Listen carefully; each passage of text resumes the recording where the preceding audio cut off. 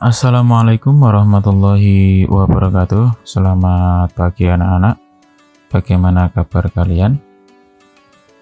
Semoga kita semuanya dalam keadaan yang baik-baik saja. Baiklah anak-anak, pada kesempatan kali ini kita akan melanjutkan materi Al-Quran dan Hadis untuk kelas 7 pada bab yang ketiga, yaitu menggapai ridha Allah Subhanahu wa Ta'ala dengan sikap dermawan dan menghindari sifat kikir atau bakhil atau pelit bahasanya.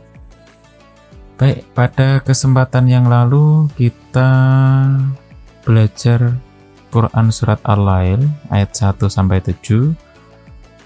Nah, pada kesempatan kali ini kita akan membahas surat Al-Lail ayat 8 sampai dengan 11.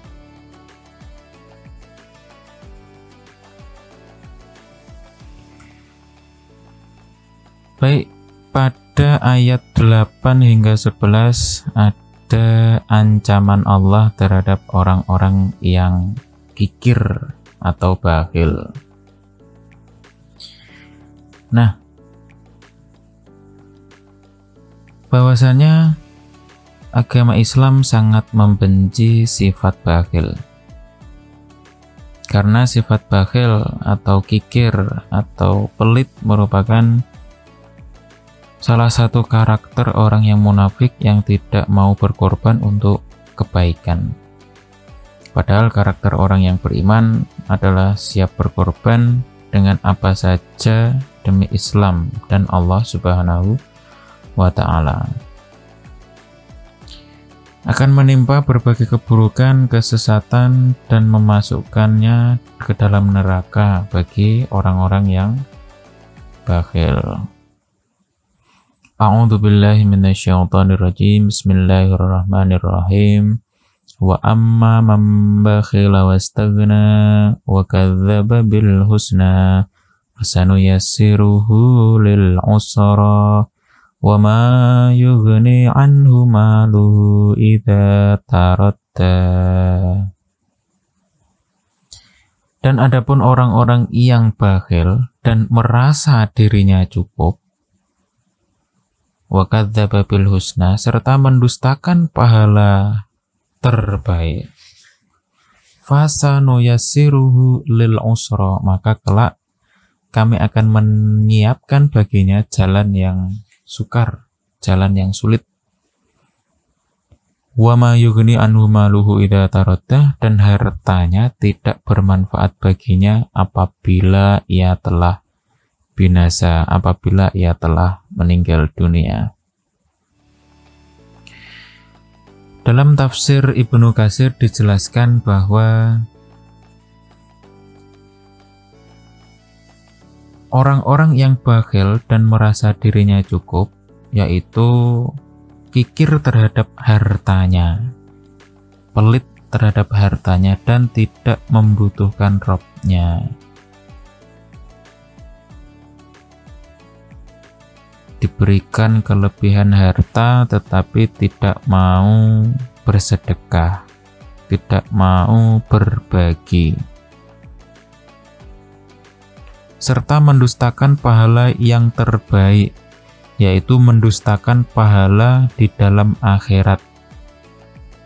Maka kami akan menyiapkan jalan yang sukar, jalan keburukan, sebagaimana difirmankan oleh Allah, yang artinya, dan begitu pula kami memalingkan hati dan penglihatan mereka seperti mereka belum pernah beriman kepadanya pada permulaannya, dan kami membiarkan mereka bergelimang dalam kesesatan yang sangat.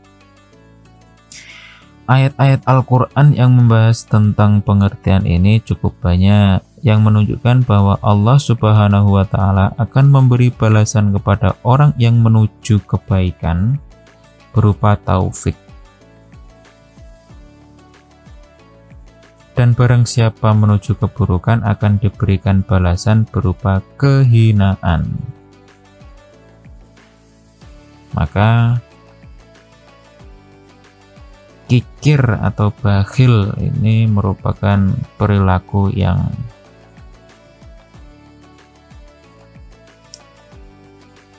harus kita hindari. Kikir dan bakhil tidak harus atau tidak mesti tentang harta. Pelit harta tidak hanya dalam harta saja. Seorang dai tidak mau menyampaikan kebenaran karena takut nikmat dunianya berkurang. Itu juga bakhil. Mempunyai pengetahuan, mempunyai ilmu, tapi tidak mau membagikan pengetahuan itu. Bakhil. Seorang pemimpin yang tidak mau menggunakan kepemimpinannya untuk membela Islam dan kebenaran. Seorang pemimpin mempunyai wewenang untuk mengarahkan, untuk memutuskan hal-hal tentang kebenaran, tetapi dia tidak mau. Bakhil. Orang yang tidak mau mengorbankan waktunya berpikir untuk kemajuan Islam, tidak mau memajukan Islam, tidak mau berjuang untuk agama Islam. Bakhil. Orang yang tidak mau mengeluarkan hartanya di jalan Allah, ya bakhil.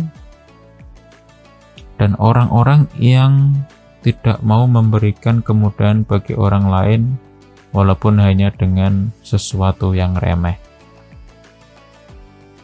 Misalkan ada batu di tengah jalan yang kemungkinan batu itu akan mengganggu jalannya orang lain. Kita tidak mau menyingkirkan atau memindahkan, ya bakhil. Karena menyingkirkan hal-hal yang mengganggu ya merupakan kemudahan bagi orang lain. Jika kita tidak mau memberikan kemudahan itu, ya kita termasuk orang-orang yang bakhil atau kikir.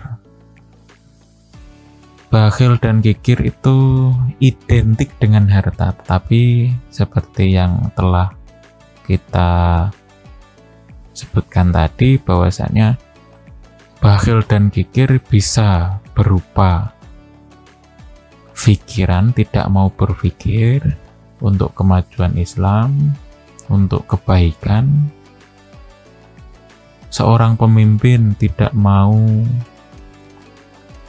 menggunakan kepemimpinannya, malah menyelewengkan, yaitu termasuk orang bakhil. Dan orang-orang bakhil tersebut akan mendapatkan kesulitan, akan diberikan kesulitan oleh Allah di kemudian hari. Dan semoga kita semuanya tidak termasuk orang-orang yang seperti ini. Dan kita semoga termasuk orang-orang di ayat 1 hingga 8 tadi, termasuk orang-orang yang dermawan, di mana orang yang dermawan akan dimudahkan jalan kita di dunia maupun di akhirat kelak. Baiklah anak-anak, itulah materi pada kesempatan kali ini. Silahkan anak-anak untuk menuliskan apa yang telah Bapak sampaikan berupa ringkasan. Suatu saat Pak Faleh akan menagih atau melihat ringkasan pada materi kali ini. Sekian dari kami, kurang lebihnya mohon maaf. Kita tutup dengan bacaan hamdalah, alhamdulillahirabbil alamin. Wassalamualaikum warahmatullahi wabarakatuh.